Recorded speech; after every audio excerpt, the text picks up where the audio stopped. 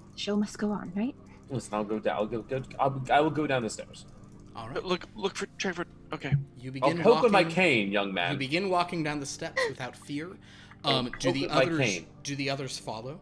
Yeah, I'll go to the threshold. I want to. Understood. As So- I'm moving forward, I want to clock that gargoyle. I want to see if it does. The gargoyle's just looking up, or just like it hasn't moved. It's just perched looking down. Great. As you go, Doctor Maurice, what is your armor class, my friend? 10. Well, Yeah, here we go. something. It feels like a hand, like pushing you, and you take 1 point of bludgeoning damage. Something in front of you just pushed you.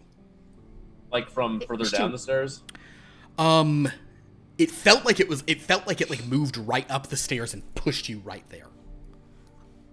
To try and immediately whack out with my cane. Go ahead, make an unarmed strike with disadvantage. You can't really see Well, where you're I mean, swinging. it is. gonna Yeah, go it is. well. I mean, I do have an attack roll for that specifically. Perfect. Here we go.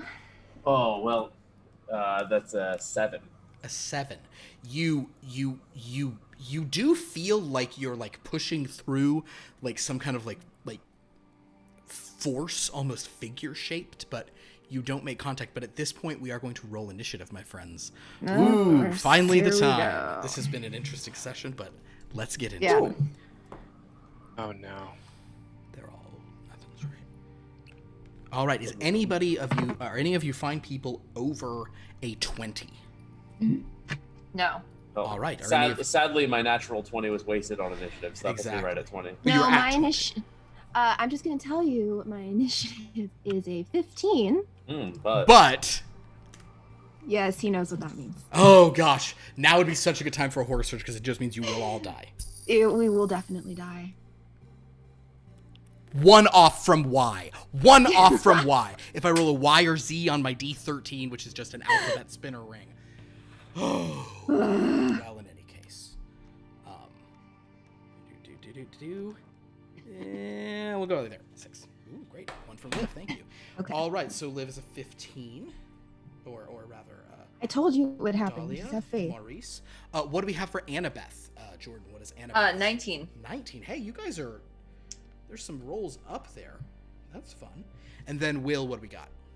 On his back foot, just barely coming into the crypt with a 4. Will's like, I'll let this old man and these women handle this. Yeah. Great. All right. So, with that 20, Maurice, you can take a turn. You felt where that thing was. Yes, I'm going to. I'm very, very, very miffed that I have to use this so early in this like experience. But Of course. my studies of trying to resolve my own health issues, I've come upon this this magic that doesn't quite do what I want to, but at some point it will. I'll cast false life on myself. Oh my! Oh. Interesting Okay. usage of your one spell. I like it. Great. So I rolled a 4 on my D4, so I get 8 and 10 hit points. We got That- a tank, folks. We got a tank. That's right. Keep a Thank- man alive. Great. And then straight after that, Annabeth, you are up. Okay. All right. So am I close enough? Yeah, In you're following. You guys are all direction? we're kind of going down. Yeah. So you're Okay. you're we'll say it's kind of you're just behind the good professor. So I would be close enough to hit something with a dagger? You would. Wait, is there anything to hit? Hold on, sorry. So you Wait. haven't seen anything. I haven't but, seen anything. But you saw him get like knocked back, and you saw him like swinging out for something and then casting a spell. So you have Okay. a sense that something is there. Great. Well, since I'm not seeing anything, I mean, I'll just have my dagger at the ready, and I guess maybe is Maurice looking like he's gonna like fall forward or anything? He does not look like he's gonna fall forward. He seems Okay. He seems kind of actually suddenly like he's got like some renewed false life somehow. Oh, okay. Well, I Looks mean, like not he's just- seeing anything and not having any spells. I really don't have anything. Did you? I mean, you have a dagger. You could take a swing. Just That's true. I mean, yeah, I could just take a swing and see if anything hits. All right. I mean, I may as well. All right. Are you swinging with your dagger or the clockwork one? Clockwork one. Cool. So what you do is you roll a disadvantage. So it's 2 15s. So it's a 15, which does hit. So roll the damage of the dagger. Excellent. Yes. All right. For D8 then, right? Yeah. It is. It's a D4. Oh, D4. Sorry. Wait. Let me grab my 4. Oh, no. There's my 4. Rating. 2. 2. All right. And then what is your? Do you have a? So it's a 2 and then +1 from the daggers. That's a 3. Do you have a dexterity modifier? I do not. Okay, +0. then in that case, it simply deals 3 points, but you feel it sink into something, and you see the gears like kind of like move in a direction, and you seem to have, you've made contact with something. Okay, there is something here. Okay. Is Beatrice where's Beatrice right now? Beatrice is in initiative and is going to jump to your defense. It looks like she's kind of rearing up. In response, I this love thing Beatrice. that you just hit, however, is going to try to punch you back. Okay. Oh goodness. Does a 10 hit your armor class? Yeah, because my armor class is 10. You take 1 point of bludgeoning damage. Okay. All right. A thing comes up behind it. You hear more steps. This time it is a 9, and this one does not hit your armor class, I don't think. Dahlia, you are next. So it seems like it's almost as if you're like hearing footsteps below coming up, but you see nothing. Okay. And where am I? I'm following behind the professor. Yeah, you're kind of behind. Like now, the professor and the librarian Annabeth, they're both up there doing stuff, and you're like just behind them. Well, I'm going to pull my my crossbow. Oh yeah, from Out. theater. I forgot about that. Yeah, go ahead. I have my light crossbow that's been in my bag, You do. which I grabbed earlier. No one knew about this. From her Wow. stage shows. Yeah, Yes, she's from one of my stage shows. Okay. I sue me, I stole it. It was functional, okay. so it would be irresponsible to let them keep that in the prop department anyway. Absolutely Someone might have would gotten be. hurt. Yes. So I'm going to get that out and have it in my hands. Okay. Are you going to And take a cocked blind and shot, or ready. you're just kind of ready in case? I'm just readying myself because I'm not interested in shooting at nothing. Understood. So in that case, you'll if you see something, you'll shoot. Yes. That kind of thing. Okay, cool. So in that case, these things are going to now start like attacking a little bit more in force. So Okay, great. because now we have Because I don't know what it is exactly. Like I just know You that they do seem to be not. grappling So, with something. So I'm like, 1 more point of damage for Annabeth, Okay, thank you. and then 2 more points of damage for the doctor. So 2 off of the professor. 2 off the 10 hit points. Dr. Feingold was my father. This brings us to your good friend Beatrice, who actually will leap down, kind of small enough, a tiny-sized creature kind of going between legs. We'll take a couple of swings at these things, which... a natural 1 on one of them, though. So yes, however, one of these sort of unseen attackers does seem to be like kind of like fall, and those of you who are right there, it feels for a moment like you're seeing like a slender... like figure, like 5-6 feet tall, just kind of like just twisting through nothing before dissipating completely. Will, it is your turn. I'm gonna yell out. We're just here for information. You don't have to attack, and then I'm going to hold my action. Okay. And if I see any of my friends like suffer damage, I'm going to like turn and like try to like sharpshoot like whatever's. Shoot what's hitting them. Yes. Gotcha. Okay, Yeah. cool. All right. Back at the top of the round, we are back to Maurice again. Well, now that I'm invigorated, I heard the boy. The boy seems frightful and I don't know, inept. I will swing back out. All right, go for it. God damn it, that's a 14. So a 17 total. Or was it disadvantage? Disadvantage, yes, you cannot see, sadly. Well, okay, so that was a lower roll still, so 17 total. All right. So yeah, go and roll your damage. 6 points of bludgeon. You destroy yet another of these things. Ooh. Annabeth, your turn. All right, I'm gonna take another stab. All right. Because I don't. Yeah, go ahead and roll the damage. Yeah. All right. My D4. She says, what does she say? What the 2 again, so 3. 3. Oh man, these things have 4 hit points. So once again, you leave 1 just barely up. Dahlia, it's your turn. Oh, and yeah, none have attacked yet, so yours hasn't gone off well. Dahlia, your turn again. Would you like to do anything? I mean, none of them still have attacked me, right? So I don't have a sense spatially of where these things You don't. are. You see where they are stabbing, so you could kind of shoot in that. You also have a feeling that there's like a bunch of them, so whatever these things Okay. are. Well, so I'm able to get a sense of whatever it is. You that's definitely have a happening sense of where they Okay. are. Yes. Okay, well then in that case, I wasn't sure if I had any spatial recognition. I guess I'm going to aim and try to help Annabeth. since Cool. So go ahead the and professor roll. seems to have some capability of handling. In that case, roll himself. at disadvantage. Okay, and I'm rolling.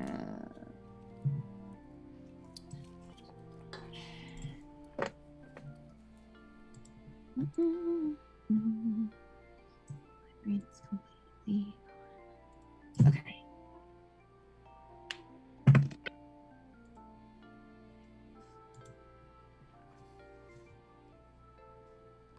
Okay. 5. 5. Yes.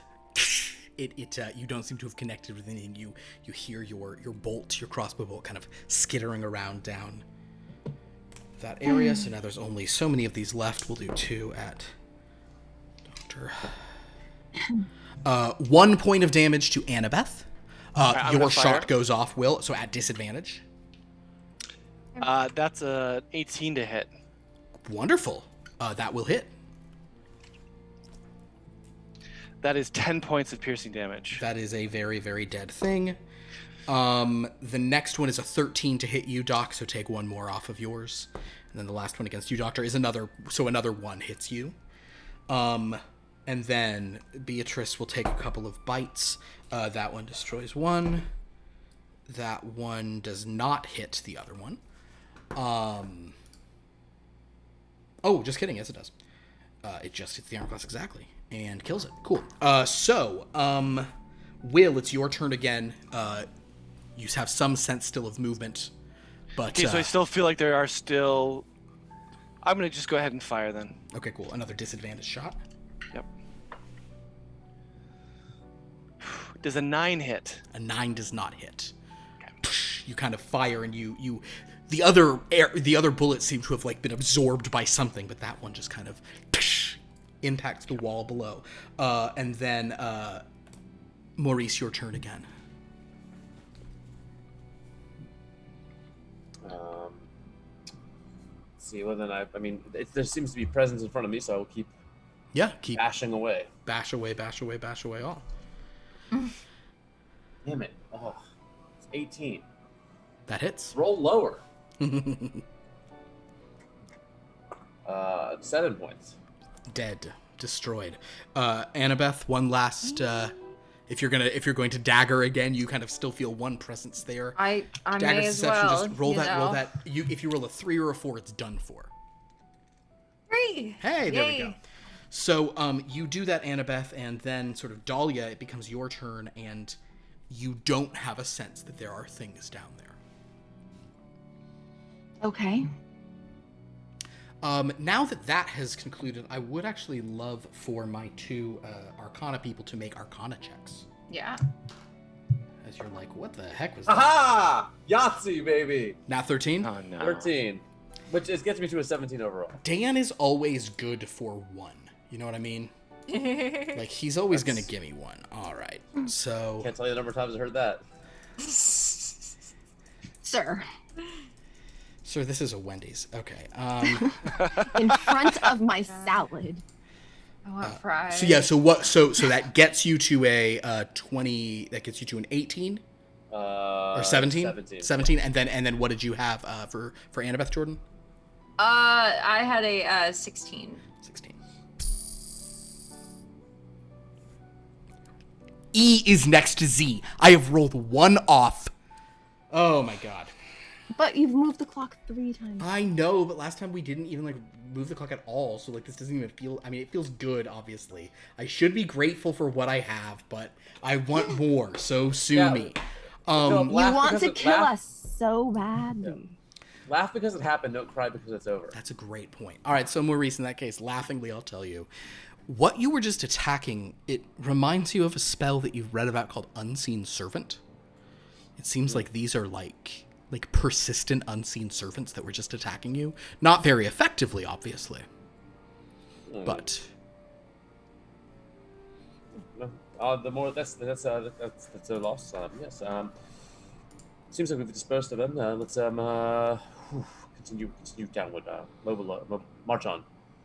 all right. So you guys continue down.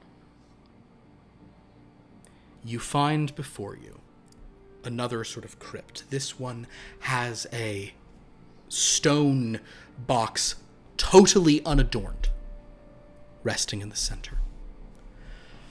Around the sides of this chamber, there are some like vestibules and kind of cubicles and things that appear to have been raided a long time ago.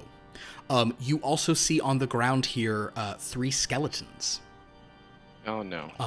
2 are clad in sort of very rotted, like, medieval garb. One of them is clad in what looks like a suit, like a modern suit. All are singed. That also is probably when you notice that in this room there are 4 sort of like sconces on the wall, and there's fire in them. You can see down here. You were probably so kind of, you're like, freaked out by whatever's happening. And Beatrice was shining a light down, but now that you're in here, there are 4 flames burning in sconces on the wall. Orange fire. Based on where the sconces are and the way the singe / burn patterns are, does it look like the fire that burned them came from the sconces? Ooh, make an investigation check. Oh, that's a 7. No, it's an 8. It's not a bit. That doesn't make any sense. That fire's up there. They seem okay where they are. Will, have you come down as well with them, or are you still staying out, like, up at the top of the door into this crypt? Have you gone down these steps? The other 3 are now down there. Yeah, I'm gonna go down the steps. Yeah, I'm gonna keep looking over my shoulder. So as you're kind of glancing over your shoulder, you do see, because of a very low roll, you see something like, kind of a stone shape, sort of like... Yeah, you fucking... moving, kind of like standing between, just like outside the door, but now kind of peering down. And as you sort of glance up and see this, the rest of you feel heat to beginning to rise in the room. And sort of 2 of these sconces sort of like arc out together into the shape of a hand, which then rushes toward you all. Could you please roll a dexterity saving throw? Yeah. Oh no. Alright, here we go. Alrighty. Ooh, okay. Alright, 5. I'll phrase it like this. Is anybody over 13? Yes. Okay. So you will take 5 points of damage. If you're over 13, you take 5 points. Anybody else takes 11. Oh man. Goodbye. That puts me just down to 0. Yep, ditto. Now you guys are at 0, so that means you're... Oh, and yeah, you are still fully, like, you're not unconscious yet. I mean, you can't take actions, right, but, yeah. People can stabilize you, et cetera, et cetera. Yeah. So yes, that is 11 points on a failure or 5 on a success. Will, you're still up? I wasn't in the... I was just staying on the stairway. Oh, you have not... 15-foot cone... Tell you what, make the save at advantage. Okay. Yeah, that's fine. That's over 20. Okay, so yeah, you managed to even like jump up like a few feet. You take so like kind of you had evasion on that because you were sort of out of the way. So you managed to get that. But go ahead and let's roll initiative. No, actually, let's just keep the initiative we had. Well, it's a new set of rolls. You might get That's some true. 13s. Might get some more 13s. What a great point. Initiative rolls, my friends. Let's do it. Well, I didn't do it, but I have faith in the rest of my friends here. Okay, anybody over 20 on initiative? No. All right, anybody over 15? No. What do you got? What do you have, Annabeth? 8. Oh dear. Okay. What do you have, Dahlia? 12. 12. And Will? 3. And then a 5 for Maurice. No, 4. 5 was my deck save. Oh, got it. But close. All right. Same for all. We intents all and did purposes. very badly on this. Will one. has decent deck since he's a shooter. Your initiatives are always just the saddest. Just okay, roll so very low rolls. who should actually Dan? You tend to revel in cruelty and chaos. Would you roll a d6 for me? Don't roll a 5 or a 6. That would be bad. I roll a 2. You rolled a 2. So this all these fires coming together do not regain their ability. This living burning hands is not able to burning hands you all once again, but instead it will move forward and attempt to burn the sort of closest standing target, which is Dahlia. So Dahlia, does a 9 hit your armor class? No. No. Wonderful. Dahlia, it is your turn. Okay. I still have my crossbow. So I'm going to shoot back. All right, so it's kind of reached towards you. I'll say that it moved enough that you're not in melee, so you don't have disadvantage. Go ahead and take your shot against it. Okay. Dahlia with a theatrical crossbow loading a bolt. So theatrical. Zoof. That is 15. 15 hits. So go ahead and roll your damage, which I guess is a D8. It's a D8. Only making use of that stage combat class, huh? Exactly. Mm-hmm. Very glad I did it. Roll. 1. 1. Oh no. What does that get you to? Oh, right. Oh, 5. Whoa. Hey, that's not bad. That much of a bonus? Okay. All right. What's your dex modifier? +2. Okay. Oh, that's probably your to hit bonus. It should be, yeah, but okay, so 3, perfect. Never Cool, mind. cool. No, you're That's good. You're right. good. So It 3. is. I All right. misread. Annabeth, death saving throw. You can do it. Roll a nat 20. You're Yay. back up with 1. You'll be fine. It's a 10, so 1 success. You're still, and basically, so you're on the ground like a bird on you, like you're still conscious, still suffering. Maurice, same thing. Is there an extra benefit to, or detriment to rolling a 13 on a death save here, aside from adding one? No, on the counter? the benefit is my joy. Well, I'm giving you joy in a different way in that I failed the death save by rolling a 7. I'm so sorry to hear that. Will, so you're between a rock and a hot place, right? That's pretty good, right, guys? Because there's a living burning hands below, and there's a rocky. All right, there we go.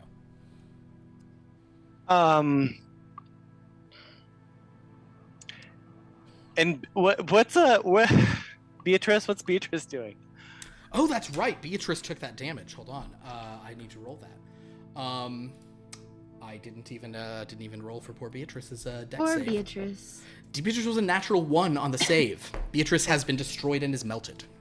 I guess technically Beatrice will make some saving throws here. So Beatrice will have Beatrice would have gone. Beatrice's first death save. I'll have that be. Nope, failure. Beatrice is melting, is still on fire, and is melting. I'm gonna back up. That poor mage. Just a straight hallway. It's like a stairwell. It's just like a staircase. Straight staircase. Yeah. I'm gonna back up so that I mean, that's okay. I'll get next to this dumbass gargoyle. Yeah. I'd like to get as close to 40 feet away from the hand as I can. All right. You have a sense that if you move past the gargoyle, it might strike you, but you can certainly go like up next to it. I'll get next to it. I'll get next to it. The gargoyle just sort of stands there and is kind of like looking at you. Yeah. And I'll say like, listen, if we survive, it's gonna be better for your boss. So maybe you should help. And then I'm gonna turn around and shoot the hand. Well, you so yeah, it'll have some cover if you do that, but yeah, go for it. Okay. Yeah. Because you're kind of like you're it's like you've walked out of the I'll phrase it like this: if you weren't in the room enough to have shot it, you probably can't hit it from up here. That's fine. Yeah. Okay. All right. Well, maybe how about this then? What I'll do is let me shoot it first and then you kind of go in, take a shot, and then go up. Go for it. Yeah. Take your shot. That is a 23 to hit. That'll hit, certainly. Ooh, that is very good. 15 points of piercing damage. 15 points of piercing damage. Very good. You do have a feeling that as a thing of fire, it's not doing it, but this thing is definitely like, what would you call it? Smokied. the fire creature equivalent of bloodied. Yeah, for sure. And then I will. And then you go up to the gargoyle. Yeah, I'm gonna move up and then say to Mr. Bony Pants. Yeah. Or Stony Pants. Stony Bear. Stony In Bear. response to what you're saying, this will be good for your boss. A voice sort of like gravelly and kind of like unhinged. You can hear as like two very much heavier footsteps are kind of stalking across the grass, going, "Oh man, you think you're helping me? Everything's going crazy." Oh boy. And you're glancing over, and stalking towards you is a 15-foot tall statue. Oh no. The Dark Lord has come to speak to you. You've attracted enough attention. Anyway, Burning Hands. Hey Dan, roll me another. Come on, roll a 5 or 6. Roll a 6. Roll a 6. God, Dahlia, this is rough. No. How many hit points do you have, Dahlia? 8. Okay. Well, make a dexterity saving throw. So it's entirely plausible you can survive this if you succeed on the save. I roll a 1 on. Boy. I'm like scared to roll the die. Okay. I understand. Especially now that she has a +6 dex. Or a +6 charisma. 17? 17 succeeds. So instead of I rolled incredibly bad on that. I rolled a 1, a 2, and a 3. That's 6. You take 3 points of damage. You are still alive. And it is now your turn. This thing definitely looks wispy. You know that your crossbow doesn't do like Much the damage. full damage to it. You also could run, but now you're hearing Will talking to someone up there, so that doesn't sound great. What would you like to do? I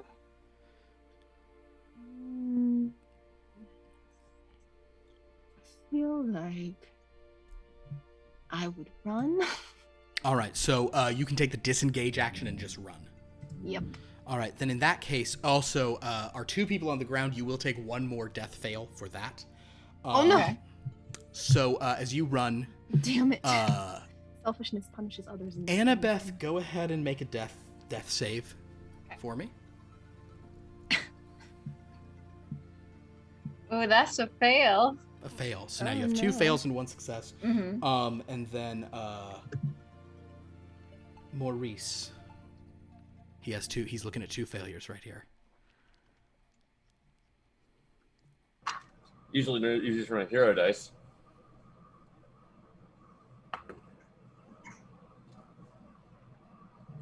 Maurice Oh no! goes quiet, succumbing to his injuries.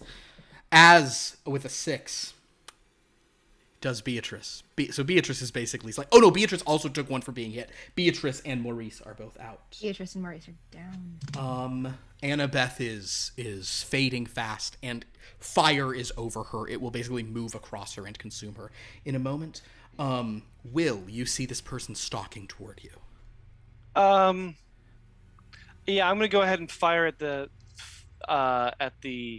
hand. Fire down at the hand. Yeah.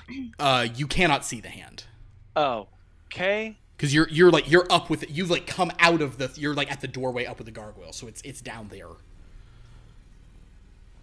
Okay. But you see also you don't have a good line at it because you see Dahlia like rushing up to you. Fucking A. Yeah. This is a bad situation. It's not the best situation. As I'm running up, I'm gonna go. Don't go down. Don't go down there. Don't go down there. I'm gonna go down. I'm gonna go down so I can fire at this thing. I think it took both of them. As you move away from the gargoyle, it's going to attack you. All right.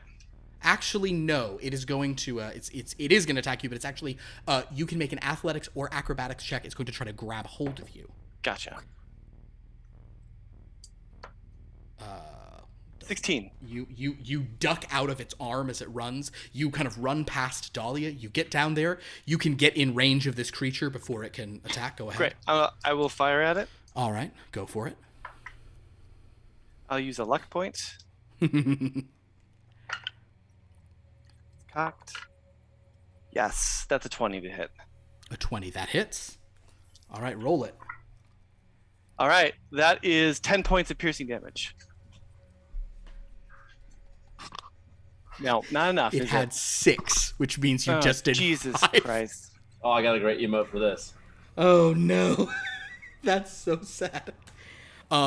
You still would have because it's like 15 feet to so yeah, you still could run back up to where you started. If you I'm gonna run back up and say, all right, you want to talk? Let's talk. Let's talk. Let's talk. Let's talk. All right, cool. The flame kind of comes around.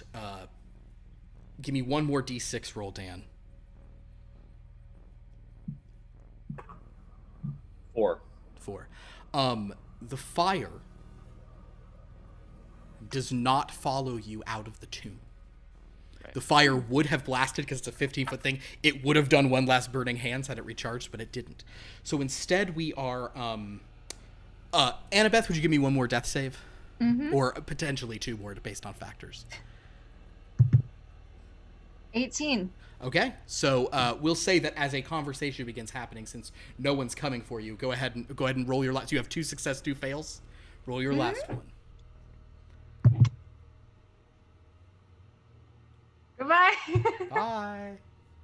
All right. Bye. So she too burns down there. Let's say nerds of a feather burn together, right? God. Man, if only Dahlia hadn't run, we would have defeated that thing. It's okay. I don't have to disappoint a ghost, and that's all I care about. That's true. You're like, oh, okay, you look. Yeah, maybe your last thought is looking over at that burning peahen, just being like, okay, well then take me too, because I can't. Oh wait, maybe you'll become a ghost, and she'll cry. Oh God, that's so sad. In any case, the two of you are standing up there, and I'll say, this figure kind of walks forward. And he's like, no, it's so much it. And this is sort of gross and expected and so obvious, but it's also who he is. This great stone figure who's an odd sort of statue, because you can swear he's human, has long hair, and it seems like he's wearing sunglasses. It seems like he has a leather jacket on, even though he's made totally of stone. But he pauses and sees Dahlia and goes, oh man, I've never seen a girl like her. 22. That's a 22 charisma right there. Oh man, I can't believe it. I can't believe it. He steps forward. Oh no. Will, to you, he kind of glances at his sort of gargoyle friend. Will, what is your current hit point situation? Oh no. 10. 10. Okay, perfect. What will happen? I've rolled a natural 20. So what's happening here? And you can use your I will figure. use my luck point. I will use my luck point to force him to re-roll. However, if you force to re-roll, perfect. And actually, I get to re-roll, and then I get to choose which one you understood. use. Okay. Oh, it's a 16. Okay. So that'll still hit you because he has a +4. Yeah. But it's not a crit. Okay, so No, my armor class is 10, so or 12 rather. So he does not hit. Oh, that's a 16. I thought a 6. Yeah, he hits. Yeah, sorry. So he's gonna hit you. Now I'm gonna give you a choice for something, but I will let you know, based on the look that he was given by this stone statue walking forward, what you are currently being dealt is non-lethal damage. And it is 12 points of it. Now, if you want, you can have him re-roll that attack entirely because it is technically reducing you to 0. But you know, he seems to not be here to kill you. You can feel it is not a killing thing. It is like a knockout punch. Yeah. I'll use my I use the lucky amulet to make him amulet. So he'll re-roll at disadvantage. Yeah. All right. I'm pulling out all the stops. This is like my 9 lives. I wish that I could most easily take this. I've rolled 2 17s on the die. Okay. Well, there we go. I think just for the purpose because he's taking you captive and because you'll not be here next week anyway. I won't re-roll that damage. I will simply say that you have been knocked out. And Dahlia, you're just standing there before this gargoyle and this statue. Kind of the charred smell of human flesh and clockwork peahen, which doesn't smell as good as any kind of actual bird when roasted, is kind of drifting up from the tomb below. And you have never looked better. That is where we will end tonight's game. Will, this does mean that when you awaken, wherever you awaken, you are going to be a level 1 character.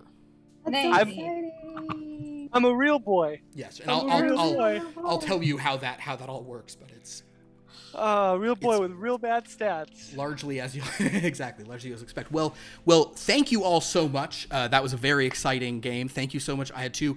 It is interesting how frequently, just because of the dice, it is the guest players who die. Yeah. So we push them forward. We push. That them is true. First. You guys go down their own way. We're willing to be more stupid. But in any case, thank you so much. This was this was a fun one. My goodness. Thank you all so much for watching, and thank you so much to Jordyn and Dan for jumping in here. They're very appreciated. We will see you next week. Check us out on Monday, 7:30 if you want to see a superhero game. And until then, have a dreadful evening. Ooh, spooky ghosts and Halloween 24 hours a day. Bye.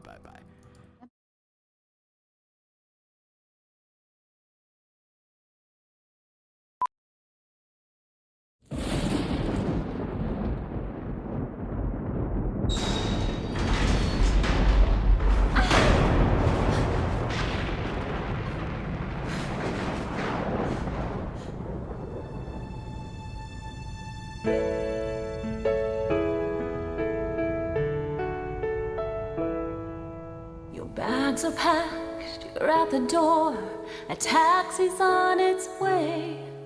There's nothing left to say, I'll give you back the ring.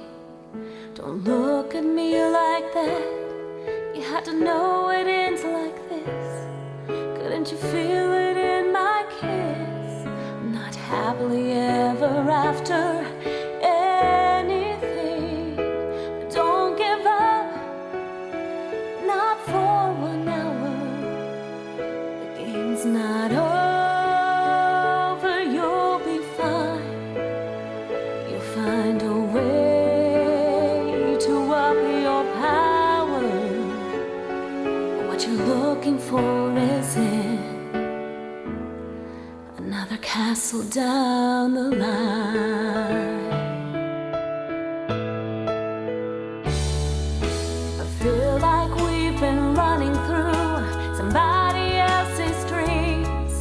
It isn't what it seems. I can't keep up this game. You're looking for